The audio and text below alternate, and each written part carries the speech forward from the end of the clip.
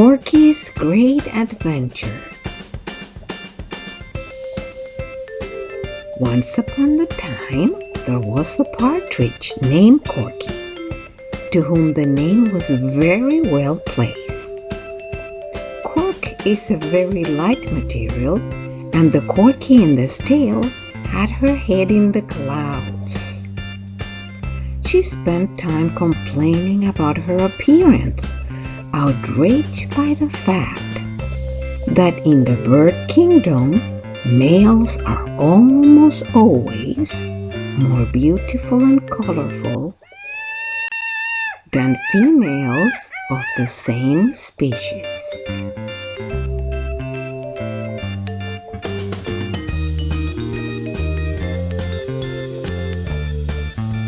She was a rather simple bird with brown colors and no tail,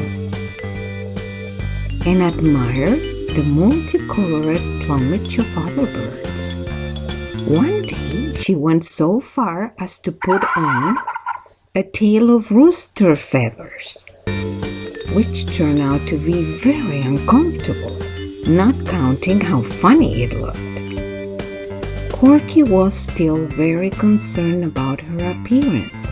She ate all the flowers she found, and hiding, nibbled on carrots and beets, unsuccessfully trying to change the color of its feathers. All the animals and birds in the place were bored to listen to her, because that was her only topic of conversation.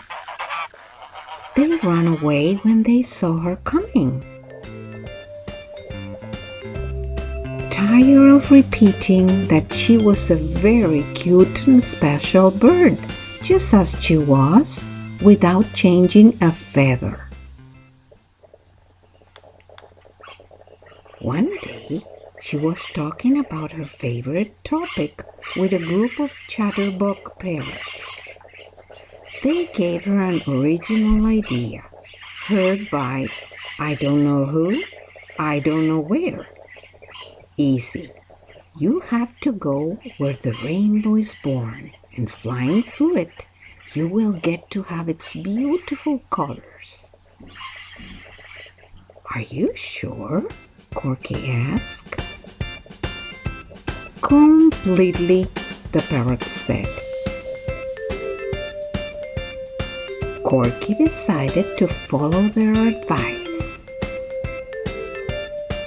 In the south, rain and rainbows are frequent companions of those who live there. She had seen many appear behind the distant hills and headed there the next day. Corky was flying in small stretches like partridges do when she saw that from a nest at the top of the tree, a small bird was about to fall. Do you want Corky to help the little bird? Since she could not fly to help him, she began to screech, jumping around the tree, until Mother Bird appeared to save the little one from a certain disaster. Thanks for letting me know, Miss Partridge. Luckily I was close. These little chicks need so much food that I spend the day looking for things to eat. I could help you, Mrs. Thrush. I'm very good at digging for worms. Would you do that for us? Asked Mother Bird. With pleasure, Corky said, and the two of them set about digging out worms for the rest of the morning. As they worked on it, Corky told Mrs. Thrush the idea of the rainbow. That sounds interesting, but also a little crazy. I wouldn't have time to think about it. I don't care about the colors of my feathers. I only worry about my young until they can fly and take care of themselves. See how fragile and small they are? Corky looked at the nest full of noisy and plucked chicks and found her absolutely right. Thank you very much for your help. Mother Bird sighed in relief, at last back in her nest. As Corky continued on her way, glad to have helped a family in distress. Corky followed her hop and jump fly, later stopped under an apple tree to rest for a moment. There she heard a voice telling her, "Little partridge, can you take my branches? They are so full of fruits that I can no longer hold them. My branches are going to break." Do you want Corky to help the apple tree?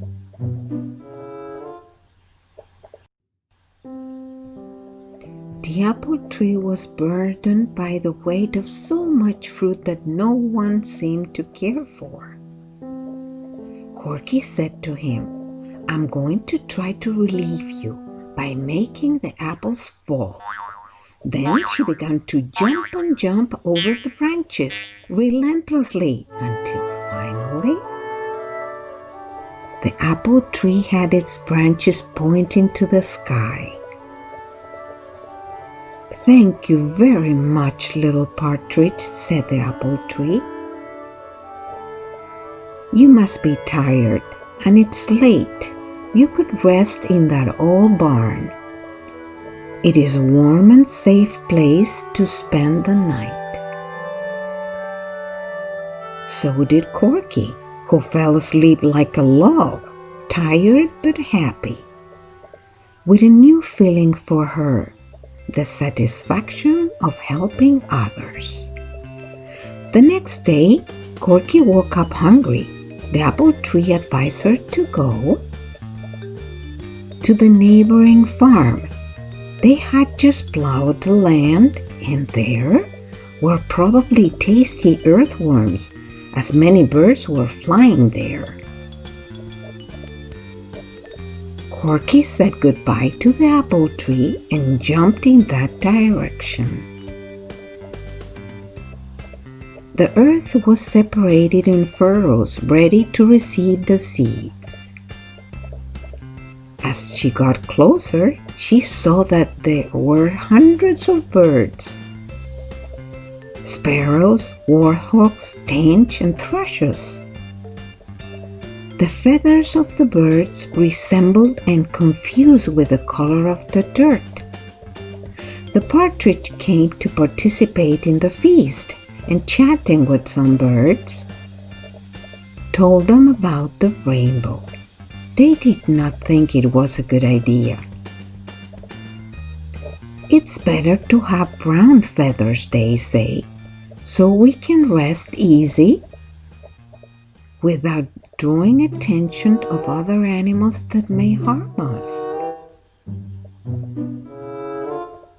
Corky agreed. On second thought, she was no longer convinced of the good of the plan. However, she continued her hop and jump flight towards the mountains of the rainbow. Hopping and jumping, the partridge continued her journey. At the foot of a mountain, there was a beautiful forest. There, she realized that, as often happens, someone had left a poorly extinguished campfire, and the wind was spreading the sparks.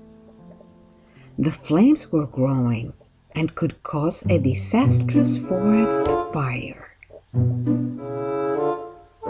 Do you want Corky to warn the ranger?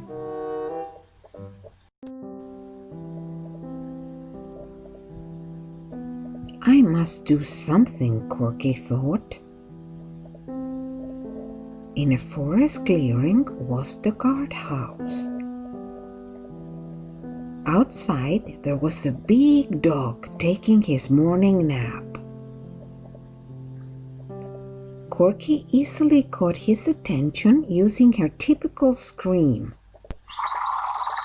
The dog woke up, made a huge fuss, and jumped after her as she led him to the place of the fire. Behind the dog, the ranger appeared, and after a while, a group of men with shovels quenched the fire by covering it with a thick layer of dirt. No one noticed Corky's presence. The dog had forgotten her because of the smoke, the screaming, and the activity of putting out the fire. While the men worked, she stood very still, practicing the partridge's favorite trick, going unnoticed. They can spend a long time playing the statue when they feel threatened. Not a feather moves. Finally, everyone left, leaving her alone. Corky thought so.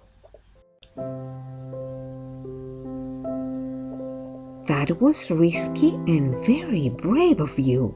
Good job. The one who spoke was an owl, looking at her from the top of an old oak. Many forests are lost to fire, trees that take 100 years to grow, and animals and birds that lose their place to live. Soon we will have nowhere to go, said a small weasel. We're disappearing, added a monito de monte. The partridge realized that she was surrounded by those who live in the place, who were observing her curious because it was not common to see a partridge in those forests. Corky told them where she was coming from and asked if they knew about the possibility of coloring her feathers on the rainbow. The animals laughed to tears at the absurdity of the idea, thinking that Corky was not only brave, but very playful and funny. Thinking about what she had learned in a few days of adventure, Corky decided that it was time to go back home. All about the rainbow seemed naive and not important. She said goodbye to animals and birds, and before starting her journey, she approached drinking water in the beautiful lake that the forest surrounded. She saw her reflection in the water. Her eyes and plumage sparkled. She decided from that moment on she would be happy and grateful to be as she was.